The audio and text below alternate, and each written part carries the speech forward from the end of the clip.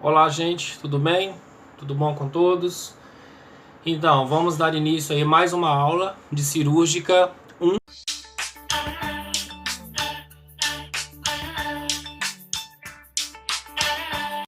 tá?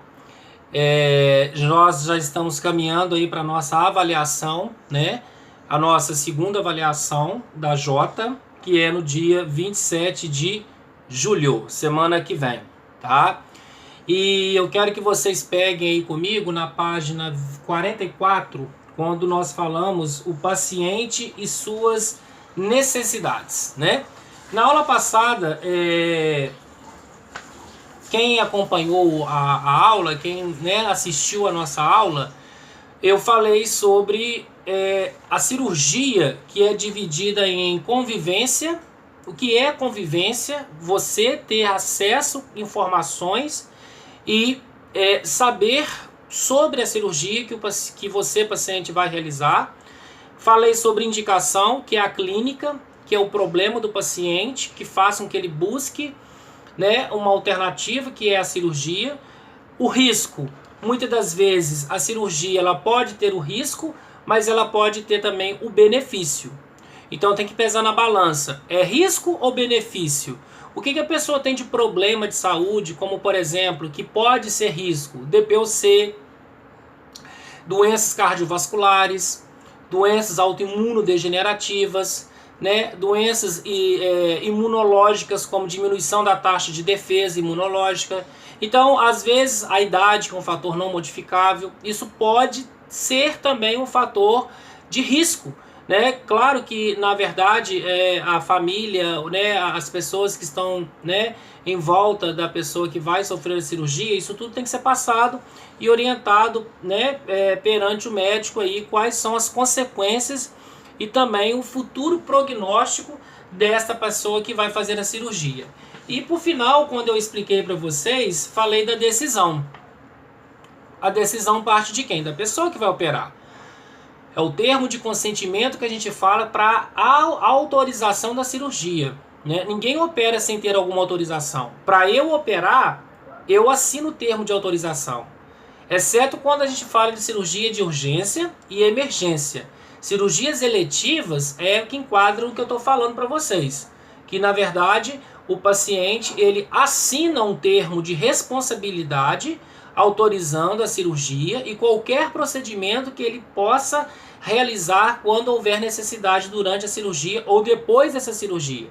Evidentemente, quando é menor de idade ou quando é o cônjuge, geralmente é o esposo, enfim, ao responsável que vai assinar, tá? E lá na página 44, eu queria que vocês pegassem comigo o assunto, mais um assunto importante da nossa disciplina de cirúrgica, que é o quê? O paciente e suas necessidades, né? A literatura ela é bem clara, ela é bem precisa naquilo que está passando para nós.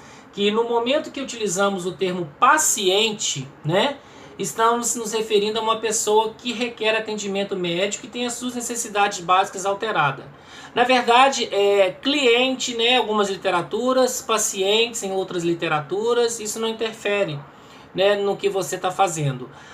A necessidade básica desse paciente, né, ela pode ter sido prejudicada depois da cirurgia, porque a cirurgia limitou ela a fazer determinado tipo de procedimento. Exemplo, banho. Às vezes o banho depois da cirurgia vai ser banho de leito, né? A necessidade básica está afetada. Ela não pode tomar banho sozinha no banheiro, né? Sonda vesical de demora. A diurese vai ser coletada por uma sonda. Ela não consegue fazer a diurese por conta própria. Medicações, né, que são realizadas, antibiótico-terapia, né, soroterapia, hidratação para manter veia, ou às vezes é um soro com complexo B, enfim, né, medicação com Nausedron. O paciente pode estar apresentando náuseas depois da cirurgia, isso é muito comum perante o processo anestésico, né? A gente vê muito isso. Claro, vocês vão cuidar de pacientes pós-operatório que muitas das vezes a prescrição é padronizada pelo hospital e muitas das vezes faz lá um sorinho de 100 com Nausedron, né? Ou Dramin, enfim, o que for prescrito o SOS para esse paciente. Então, gente, o paciente que depende de uma cirurgia sente ameaçado suas necessidades básicas. O que vai acontecer comigo depois? O que vai ser de mim depois da cirurgia? Vou usar fralda? Vou ter que tomar banho de leito? Né? Meus familiares precisam de mim? Né? Eu vou ter que ficar internado? Né? Outras pessoas, como eu falei, precisam de mim. Então, emocionalmente, isso vem de encontro com a decisão da pessoa em operar. Muitas das vezes ela deixa de fazer a cirurgia porque sabe que a cirurgia vai limitar ela das suas necessidades básicas. Como a literatura mesmo fala, por outro lado, nem todos os pacientes enfrentam o ato cirúrgico da mesma forma, uma vez que a personalidade de cada um influi muito no seu ajustamento e aceitação. Varia, né? Pacientes que são mais tranquilos, pacientes são mais passivos, pacientes têm condições de aceitar melhor o procedimento invasivo, uma vez que é necessário fazer aquele procedimento, ele vai só deixando passar, às vezes não. Chegou, tem que fazer, é eletivo, é agendado, vão fazer, é de urgência, pode aguardar mais algumas horas, mas igual a gente fala, o nosso paciente, ele é totalmente diferente do outro paciente. Eu sempre falei isso para vocês, nós vamos cuidar de pessoas que a gente nunca viu, nós vamos cuidar de pessoas que não são iguais a nós. A minha personalidade é diferente da personalidade do meu paciente. Né? Eu tenho que entender isso a fundo, porque o emocional do meu paciente ele está completamente afetado por ele estar internado, por ele nunca ter ficado internado, né? Por ele não ter passado por aquele processo de pré-operatório imediato, tira a roupa, fica nu, vai para o centro cirúrgico com aquele roupão aberto, com a touca, com o propé, né? A equipe cirúrgica que vai acompanhar ele no centro cirúrgico não tem essa questão. A gente sabe que na profissão da enfermagem, já falei isso para vocês, já cansei de falar, a enfermagem não tem sexo e não tem preconceito. Né? Se a gente pensar que a enfermagem tem sexo e tem preconceito, a gente tem que pular fora dela, porque eu cuido de homem e de mulher. E dentro desse preconceito, independente da orientação, independente da denominação religiosa, independente da condição financeira, independente se tem ou se não tem afinidade, empatia ou não tem empatia com a pessoa, eu vou cuidar daquela pessoa. Em primeiro lugar, a ética, o profissionalismo e a competência. E aí, gente, como está falando, apropriando essa característica descrita nas fases do ato cirúrgico, podemos destacar vários pontos importantes quando a gente cita essas necessidades básicas afetadas que o paciente pode ter depois da cirurgia. O banho, a fralda que vai ter que usar, a sonda, né? O banho de leito não é um banho tão legal assim, né? Não dá conforto, mas minimiza um pouco o problema, que é na fase pré-operatória. Né? Primeira fase, relacionada ao paciente e suas necessidades. Atende-se ao paciente em sua relação à sua ansiedade, o seu medo, a sua angústia, a sua intranquilidade. Né? Por mais que ele já estudou, já pesquisou, né, a questão da convivência, de pessoas que já fizeram a mesma cirurgia, ele tem os seus medos, ele tem as suas angústias, isso passa por um processo, que eu chamo de quê? Fase pré-operatória. E a fase intraoperatória, já é propriamente dita, são consideradas as necessidades fisiológicas relacionadas ao quê?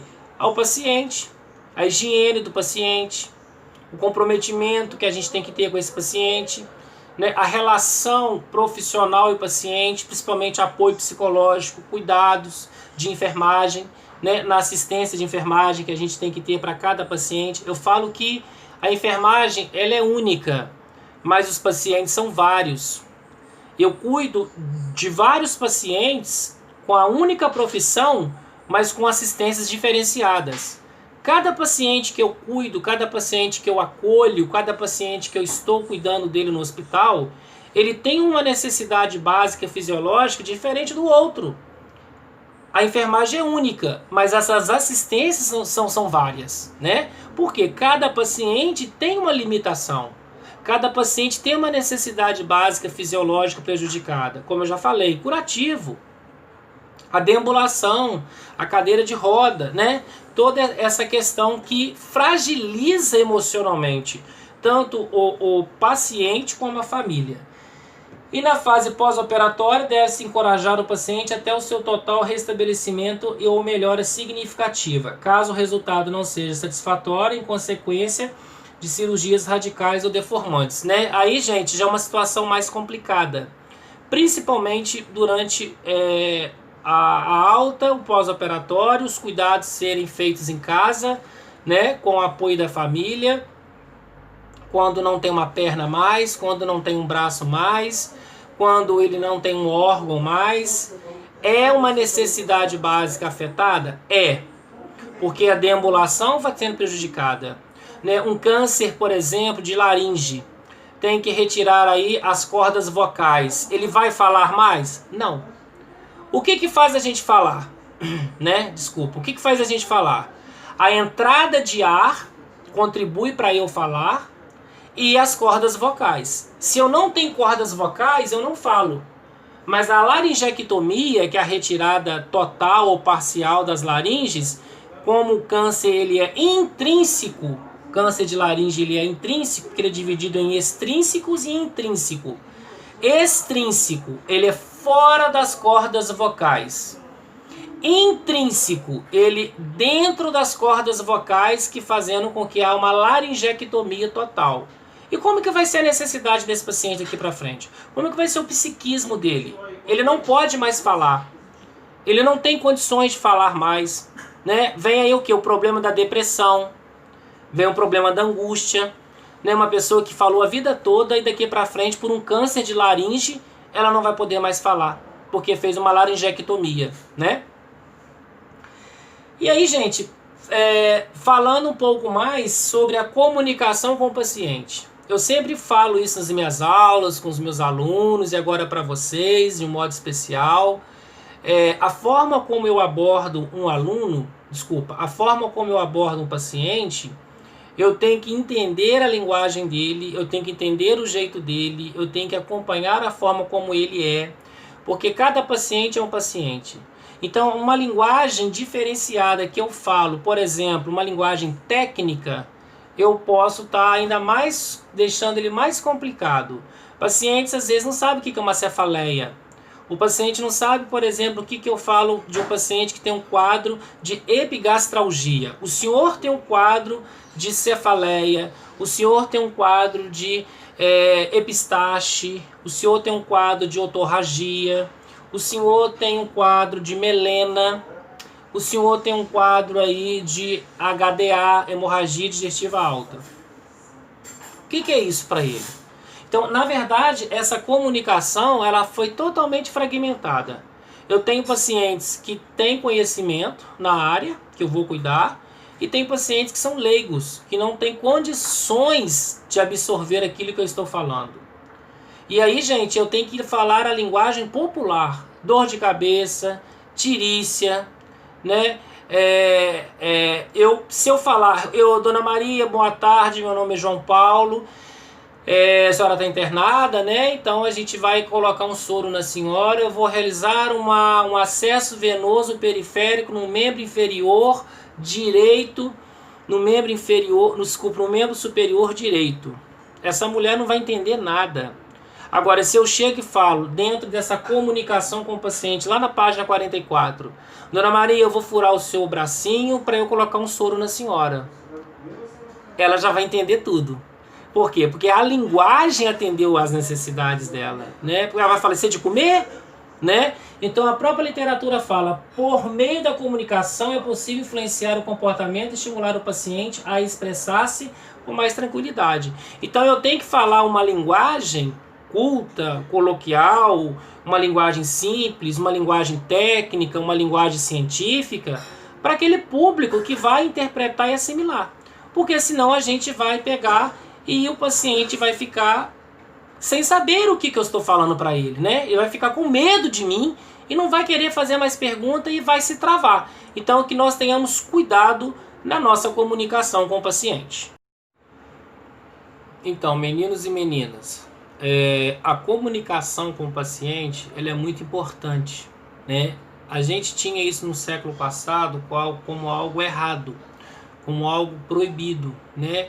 Da enfermagem se comunicar com o paciente. Hoje a enfermagem ela é uma enfermagem nova, ela é uma enfermagem que vive em evidências e essa comunicação, ela jamais ela pode ser fragmentada. Aquela imagem daquela enfermeira, né, silêncio, a gente entende por conta do conforto do paciente, mas ao mesmo tempo é questão do paciente, ele precisa se comunicar também com a enfermagem precisa manter a sua comunicação com o paciente, é como eu falei, desde que essa comunicação seja uma comunicação clara e precisa, sem termos técnicos às vezes, porque como a gente trabalha na área técnica, é claro que eu sei os termos técnicos, mas o meu paciente não é obrigado a saber de termos técnicos. Ele não é obrigado a saber o que é uma hipertensão, o que é uma hipotensão, o que é uma hiperglicemia, uma hipoglicemia, o que é um hemotórax, o que é um pneumotórax. Então, para eu usar a terminologia cirúrgica, para eu usar os termos técnicos, eu tenho que entender primeiro a cultura desse paciente.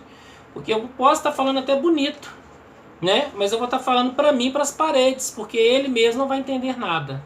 Ok, gente? Então, a comunicação é importante? Lógico.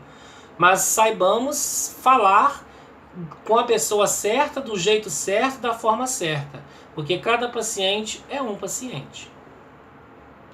E lá na 45, né, quando a gente fala das condições específicas e seus efeitos sobre a cirurgia, na verdade, é o que o paciente apresenta que pode comprometer a sua cirurgia. Podemos dizer que seria riscos e benefícios. Então, condições específicas. Qual a condição que o meu paciente tem, né, que pode trazer um efeito? Que efeito? Um efeito maléfico, um efeito nocivo para o meu paciente durante o transoperatório ou talvez o pós-operatório. A primeira parte da literatura passa para nós sobre a obesidade, né? O paciente obeso, a gente sabe que é difícil de movimentar na mesa cirúrgica, o acesso venoso ele é um pouco complicado, né? O autocuidado dele também é ineficaz, né? A gente sabe que geralmente os obesos eles têm a tendência a ter uma hipoventilação acentuada, né? Devido à sobrecarga cardíaca, devido ao quadro da obesidade. Então a própria literatura fala que há algum perigo como a própria sutura no obeso, porque ele tem mais tecido adiposo talvez naquela área que vai ser feita a sutura do que a própria musculatura. Então não tem aderência do ponto. Se não tem aderência do ponto, pode ter o que? Porta de entrada. E essa porta de entrada pode levar a um processo infeccioso devido à sua obesidade. Como está falando para nós, aumenta a dificuldade com relação aos aspectos técnicos, né? A sutura é difícil devido às secreções gordurosas, tecido adiposo, né? Ele não tem uma aderência 100% na parte que fez o corte para fazer a cirurgia, para fazer a sutura, porque na verdade gordura não tem aderência, né? Então é mais uma preocupação, é mais uma condição específica e seus efeitos sobre a cirurgia que esse paciente vai ter, e a gente vai ter que, né, de uma forma geral, saber já dessa condição dele, né, dessa clínica dele, que é uma clínica, né, essa obesidade mórbida, porque, na verdade, a sutura ela pode ter bocas, que a gente chama porta de entrada. E aumenta a possibilidade de infecção e a resistência quando a gente tem porta de entrada. O obeso, gente, além de problemas cardiovasculares alguns, ele pode também ter problemas de ordens renais, né? De ordens biliares, né? De ordens hepáticas. Hepáticas, por exemplo, esteatose hepática. O que é uma esteatose hepática? Gordura no fígado. Ou ele pode ter problemas de ordens endócrinas. O que seria esse de ordens endócrinas? Diabetes, né? Grande parte da população mundial que é obesa, né? Quando eu falo obesa, é 150, é 180, é uma pessoa que pesa 200 quilos. Isso é uma pessoa obesa. Então, a diabetes, né, na população que tem esse peso, ela é muito mais evidente do que uma pessoa do biotipo de qualquer um de nós. Então, o pós-operatório de um diabético descompensado, o pós-operatório de um obeso, vai apresentar condições específicas e seus efeitos sobre a cirurgia. Como a gente falou aqui agora, o próprio processo da diabetes, que tem o que? Menos tecido conjuntivo, menos fibroblastos, menos tecido de granulação, que são fases que a gente entende, que vai ter o quê? Uma demora maior para a cicatrização daquele obeso. Principalmente se, além da obesidade, ele tiver uma doença metabólica, que é causada aí pelas ilhotas de Langerhans, que é a diminuição da produção de insulina no organismo. E aí, gente, o próximo assunto, que é uma outra condição específica, né, os seus efeitos sobre a cirurgia, é a parte hidroeletrolítica, que é o líquido, né? Paciente desidratado, paciente precisa de líquido, paciente precisa de volume. Muitas das vezes, se for cirurgia agendada e eletiva, a gente vai ter que repor volume. A gente vai ter que repor líquido, porque eu preciso de líquido nesse organismo para manter a homeostase, que eu chamo de equilíbrio. A não ser que é uma cirurgia de emergência, que é uma cirurgia de urgência, que aí eu não tenho que pensar nem em obesidade, nem diabetes, nem esteatose hepática, nada disso. Eu tenho que pensar primeiro no paciente.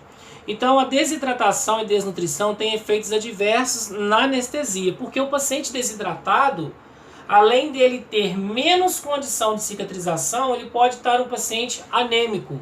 E eu preciso de hemácias ricas em oxigênio para levar na ferida, para fechar aquela ferida.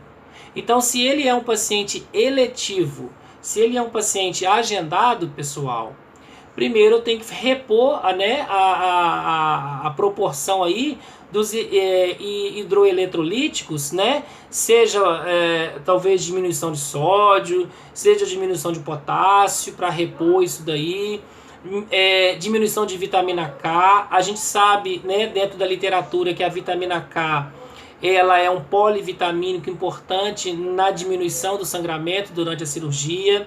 Eu preciso desse paciente que ele tenha presença de ácido ascórbico, que é uma proteína, é uma vitamina, né, presente nos alimentos, que ele vai favorecer o aumento da imunidade desse paciente. Ele está encontrado onde, João? Na vitamina C. Onde eu encontro o ácido ascórbico? Na vitamina C, né, que vai ter o aumento das células de defesa do organismo, favorecendo o quê? A presença de quem? Das células de defesa e a cicatrização, tá? E virando aí a página de vocês, lá na 46, nós falamos do processo do envelhecimento, que é um fator que causa um efeito sobre a cirurgia. O envelhecimento a gente sabe que é um fator não modificável. Não tem como eu tirar a idade do meu paciente. Quanto mais a idade ser tenra, mais condições de problemas eu terei com esse paciente, principalmente com seu autocuidado ou a metabolização. Eu não posso comparar um fígado de um rapaz de 20 anos, um fígado de um rapaz de 80 anos. Não tem condições para isso. A metabolização vai ser lenta, a absorção vai ser lenta, o resultado vai ser lento. Então, às vezes, é o que a gente fala na cirurgia de determinados idosos, né, é risco ou benefício fazer determinada cirurgia. E a literatura é clara quando ela fala que reconhecer as reações, as agressões, tem aparecimento lento, porque a metabolização vai ser lenta. Né, observar que os medicamentos como morfina, escopolamina, que faz parte da família do Buscopan, os barbitúricos, que faz parte, por exemplo, da família dos gardenais, os fenobarbitais, são nas dosagens habituais, podem causar confusão e desorientação, principalmente quando eu falo de dose de manutenção. Por quê? Aquela dose que eu fiz de uma escopolamina agora, ou de um barbitúrico, se ele usar um barbitúrico como um fenobarbital, um gardenal, amanhã eu terei que fazer a outra dose, só que aquela dose que eu fiz ontem ou hoje, ela não foi toda metabolizada via fígado.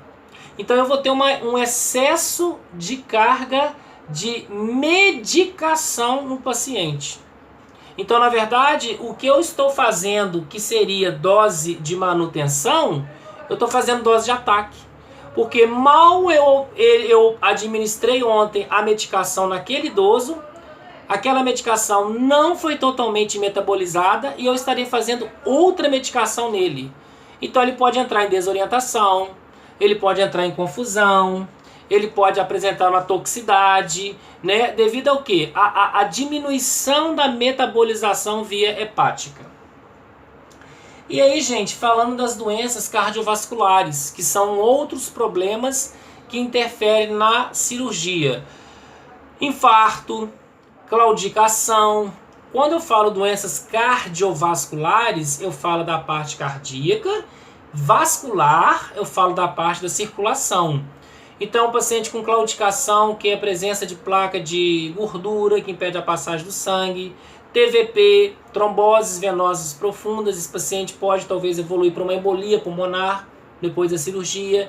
BAV de terceiro grau, né, que é uma doença cardíaca, e um dos tratamentos mais eficazes é o marca-passo, quando o paciente tem bloqueio do átrio ventricular tipo 3, né, porque ele é classificado em tipo 1, tipo 2 e tipo 3. Então isso leva ele talvez apresentar uma condições específicas para aquela cirurgia. Evidentemente que todas as cirurgias eletivas, porque isso aqui cabe para cirurgia eletiva, ele fez uma consulta com um cirurgião, ele fez uma consulta com um anestesista, ele fez uma consulta com um cardiologista para fazer o risco cirúrgico. Então todos sabem das comorbidades e além das comorbidades, que são as clínicas, sabe das medicações que ele está usando, né, para DAX, né, que é um antiagregante plaquetário, Marevan, né, que é um outro agregante plaquetário, varfarina, xarelto, que se ele, por exemplo, quando ele já tem histórico de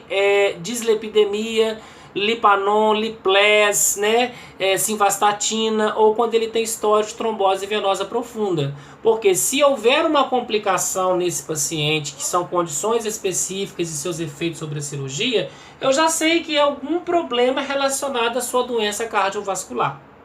Ok, gente? Perfeito? Podemos continuar? E a diabetes, né? Que é um outro problema sério, que é uma condição específica sobre a cirurgia. Paciente diabético pode operar? Pode. Né? Só que a enfermagem, quando a gente interna e cuida de um paciente descompensado com 400, com 300 miligramas barra decilitro de glicose, ele é um paciente especial. O paciente diabético, ele é traçado como paciente especial, porque na verdade, do nada a glicose aumenta, do nada a glicose abaixa. Ele pode fazer um choque hipoglicêmico durante a cirurgia, porque, por exemplo, vai ficar de dieta zero. Ele pode fazer um choque hiperglicêmico no pós-operatório, devido ao seu emocional. Né? Então, seja, o aumento da produção de glicose, o excesso dela, pode provocar um problema chamado cetoacidose. E essa cetoacidose, ela pode trazer complicações inibindo o tecido conjuntivo a produzir o que eu chamo de fibroblastos. Voltando, quem produz os fibroblastos? Tecido conjuntivo. Quando o tecido conjuntivo produz os fibroblastos, ele vai produzir o que eu chamo de tecido de granulação. Mas o excesso de glicose, a cetoacidose proíbe, limita, diminui a produção. Então ele vai ter uma necrose, ele vai ter uma gangrena, ele vai ter uma rejeição, ele vai ter ali uma presença de exudato, que é pus, porque na verdade ele não tem tecido importante de cicatrização. Tem que cuidar? Tem. Tem que fazer dieta? Tem. Tem que fazer controle da glicose? Tem. Principalmente quando eu falo de cirurgia eletiva. Quando eu falo de cirurgia agendada. Monitorar essa glicose. É insulino dependente? Não é insulino dependente? Usa hipoglicemia antes via oral? Tem que cuidar, gente. É muito importante falar sobre isso. E o alcoolismo, né? Que também está na nossa literatura, na 46, fala sobre as pessoas que vivem e dependem do álcool como alimento, como dependência, às vezes cheira acetona, cheira perfume, bebe álcool, porque não tem aquilo em casa, então isso acaba se tornando dependente, vai internar, entra em quadro de abstinência, entra em quadro de alucinação e sofre quedas da própria altura, causando aí problemas, né, de fraturas, mesmo depois do pós-operatório, que ele não vai respeitar às vezes o cuidado e ele vai ter mais complicações. Então são condições específicas e efeitos sobre a cirurgia, que é o alcoolismo também. É triste. Pessoal, voltando a falar também, né, para a gente terminar esse processo, essa parte, esse assunto, na literatura, na 46, sobre as condições específicas e seus efeitos sobre a cirurgia, nós não podemos deixar de citar os pacientes que têm comprometimento com DPOC, que são as doenças pulmonares obstrutiva crônica, bronquite, asma, enfisema pulmonar, broncoectasia, atelectasia pulmonar, né? Que são condições específicas e seus efeitos sobre a cirurgia que podem causar um problema sério no paciente durante o seu transoperatório ou durante o seu pós-operatório. Então, um paciente com crise de bronquite, com crise de asma, é uma cirurgia eletiva? Vão tratar essa asma primeiro, vão tratar primeiro essa bronquite, né? Esse enfisema que está enfisematoso. Então, na verdade, quando fala que a doença, a cirurgia, pode estar contraindicada em pacientes quando há uma infecção do trato respiratório. O médico não vai operar alguém eletivo com crise de bronquite. O médico não vai operar alguém eletivo com crise de asma, né? Por quê? Pode ocorrer uma agudização, né? O pulmão pode ficar agudizado e pode ficar menor, né, de tamanho. O paciente pode entrar em sofrimento respiratório, rebaixar, né, digamos assim, o seu sistema respiratório e ele ter uma complicação maior, até o caso aí, uma parada respiratória. Pacientes com problemas pulmonares, enfisema, broncoectasia, devem ser tratados, como eu falei, antes da cirurgia, com dilatadores, com broncovasodilatadores, nebulizações, né? Se ele ou ela faz uso de bombinhas, faz uso aí, por exemplo, de aminofilina via oral, né? Tratar a causa, né, da bronquite, tratar o problema, tratar os sintomas do enfisema, que é aquela dispneia, aquela sensação de falta de ar, para depois pensar na cirurgia. Paciente com febre, cirurgia eletiva não opera. Paciente com pneumonia, cirurgia eletiva não opera. Paciente com muita tosse, se for cirurgia eletiva também não é emergência, igual a gente já viu. Não é urgência, como nós já vimos, é eletivo. Vocês não esqueçam isso. A cirurgia ela é dividida na terapêutica em 3 níveis: emergência, urgência e eletivo. Emergência, o atendimento é agora. Urgência pode aguardar algumas horas. Eletivo é todo e qualquer procedimento que o paciente pode esperar dias, semanas e meses. Exemplo, cirurgias plásticas, né? E aí, gente, existem riscos quando certos medicamentos são administrados concomitantemente, né? Ou seja, pode ter uma reação espiramidal, pode ter uma reação anafilática. Então, na verdade, é importante que o médico cirurgião que vai fazer essa cirurgia eletiva, junto com o anestesista, ele suspende essa cirurgia. Ele suspende para que não haja nenhum comprometimento para esse paciente quando ele tem DPOC. Então, na verdade, para a gente fechar esse assunto, a DPOC é uma condição específica que pode causar efeitos sobre a cirurgia. Quem tem bronquite, quem tem asma, quem tem broncoectasia, quem tem atelectasia pulmonar, que é o colabamento dos alvéolos, quem tem efisema pulmonar, que é a destruição dos alvéolos, um colaba, o outro destrói, tá com crise asmática, tem que tratar primeiro. Febre, tem que tratar primeiro. Pneumonia, tem que tratar primeiro. Quando é eletivo. Correto, gente? E lá na 47 a gente vai falar de um outro assunto interessante também. Pulando um pouco agora essa parte de condições específicas, na qual a gente já falou sobre várias, né? Obesidade, desnutrição, perda de hidroeletrolítico, processo do envelhecimento, doenças cardiovasculares, né, o alcoolismo, a diabetes, né, e a DPOC, a doença pulmonar obstrutiva crônica. Então são algumas condições específicas, né, que pode comprometer a cirurgia e causar os seus efeitos. Correto, gente? Dúvidas, sempre eu falo para vocês, não fiquem. Mande para mim no privado, mande para mim no coletivo, perguntem, tire as dúvidas de vocês.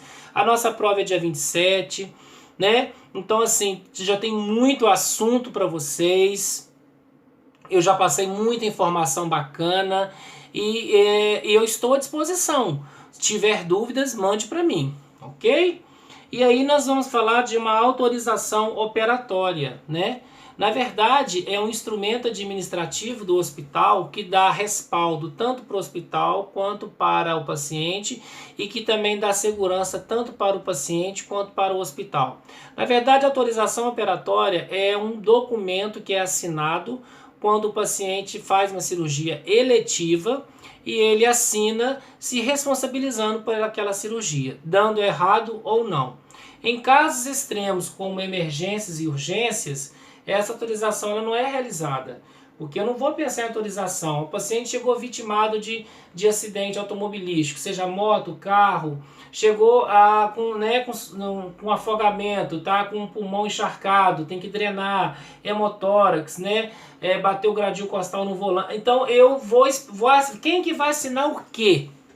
Né? Se ele precisa ir para o bloco cirúrgico porque é uma cirurgia de emergência, tem que drenar o tórax, o paciente está com hemotórax. Então isso aqui não enquadra nas urgências, nas emergências, enquadra sim no eletivo. E como está falando na literatura, um consentimento notificado, que é a autorização, é um formulário assinado pelo paciente dando permissão para a realização da cirurgia. Né? Quando é menor, né, é o responsável. Quando é maior, é ele mesmo que vai assinar. Né? E qual que é a finalidade, gente, da pessoa assinar esse termo? Todo hospital tem o seu termo. Todo hospital tem o seu jurídico, que é o advogado. Né? Finalidade: proteger o paciente contra procedimento não autorizado, porque o médico, evidentemente, ele não vai pôr a mão no paciente dentro do centro cirúrgico sem autorização do próprio paciente. Né? Proteger o cirurgião e o hospital contra ações legais no Ministério Público. Né? Por que mexeu sem autorização da família? Por que tirou sem autorização da família? Aquela história que eu já falei. É emergência? Precisa amputar uma perna, precisa amputar o braço, porque senão vai perder o paciente? É a opção daquele momento. Agora, quando é algo eletivo, eu tenho tempo para conversar. Eu tenho tempo para chamar a família. Eu tenho tempo para conversar com o paciente, para ele autorizar aquela cirurgia. Um exemplo, amputação, igual eu estou falando. O que está segurando um paciente no hospital? Amputação do braço. Não, eu não vou assinar para amputar o meu braço, eu não quero perder o meu braço. Então ele vai assinar o termo de autorização e vai embora para casa. O que segura ele é a cirurgia. Se ele não quer fazer a cirurgia, se ele não quer fazer o procedimento invasivo, é um direito do paciente. O paciente tem esse direito respaldado. Então, assina ali o termo de autorização. Tchau, tchau para ele. E aí, gente, essa obtenção, né, das condições aí, né, do termo de autorização, ela pode ser escrita legalmente, né, aceita e mais conveniente quando é um formulário próprio do hospital, por telegrama, quando alguém está longe e é responsável por essa pessoa. Pode ser também confirmado por digitais, né? Ela sabe, ela aceita a cirurgia, ela vai fazer a cirurgia, mas ela não sabe assinar o nome dela.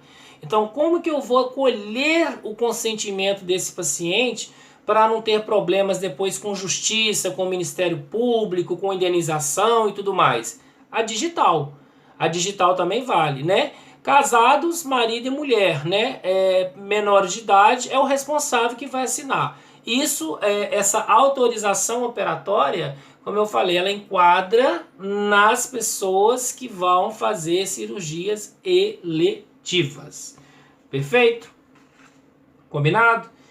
E passando de assunto, na 48, né, nós temos o que nós chamamos de valores para o paciente. Né? Quando a gente presta uma assistência de qualidade, quando a gente conversa com o paciente, quando a gente dá conforto, apoio psicológico, passa tranquilidade, explica calmamente o que vai acontecer com ele durante o procedimento, durante o período de internação, as condições dele, né? O que vai ser depois que ele ser operado, isso vai tornar mais tranquilo, isso vai torná-lo mais calmo, ele vai entender e absorver melhor, mesmo que ele faça 10 vezes a mesma pergunta, mas ele vai sentir seguro na enfermagem. E quando a gente passa essa tranquilidade, essa serenidade, essa passividade para o meu paciente, dando ele oportunidade para ele estar questionando, argumentando, ele apresenta valores para a gente. Quais são os valores que ele apresenta para a gente? A recuperação é mais rápida, porque ele está entendendo o que está acontecendo com ele. Ele sabe o que realmente, por que ele está usando a medicação, por que está fazendo o curativo, por que está mudando ele de posição. Menor necessidade de medicação para dor, porque ele sabe que aquele movimento que ele vai fazer causa dor. Então ele vai pensar assim, toda hora eu vou tomar medicamento para dor, se eu sei que eu mexendo eu vou sentir dor, porque ela já falou comigo, ela já me orientou, que depois da anestesia eu vou sentir um pouquinho de dor, se eu não suportar a dor, aí sim ela vai fazer o medicamento para dor para mim. Complicações são reduzidas quando eu faço uma educação continuada e permanente no paciente quando ele vai ter alta. É valor que ele vai ter, né? Ou seja, o cuidado no final de semana com quem vai fazer o curativo, durante a semana com a enfermeira do PSF, com a técnica do PSF. E a hospitalização, ela é o quê? Ela é bem menor. A hospitalização ela é bem mais tranquila, porque ele está ciente de tudo aquilo que está acontecendo com ele. Então esses valores para o paciente, ele é muito importante quando a gente fala na enfermagem que nós tenhamos que ser dinâmicos, que nós tenhamos que ser coerentes, transparentes e tirar todas as dúvidas do meu paciente. Com isso, com certeza, pessoal, ele vai ter um pós-operatório super mais tranquilo, ele vai apresentar esses valores, ele vai apresentar condições para ter uma recuperação mais eficaz. Eu deixo essa aula de hoje para vocês, tá? Nós vamos publicar uma outra aula ainda esta semana, para a gente continuar a matéria, tá? Até onde eu for vai ser a matéria de vocês da prova. Eu já comuniquei aqui em outras aulas a partir de que data, a partir de que página que é a segunda prova de vocês, que será feita no dia 27 de julho, que é o último dia que a gente vai fechar com ela, que vai estar na plataforma. Dúvidas, como eu já falei, não fiquem, por favor, mande para mim, tá? Para que vocês sejam solucionados em todas as dúvidas de vocês. Vocês já fizeram uma prova e agora falta essa segunda prova, mais os trabalhinhos que eu já corrigi de vocês que já se encontram no SECAP, né? Falta eu terminar de corrigir a primeira prova, porque a segunda vai ser dia 27 agora. Então, qualquer dúvida, mande para mim. Muito obrigado a todos, um forte abraço, fiquem todos com Deus, um beijo no coração de todos vocês. Paz e amor para todos vocês. Paz e bem.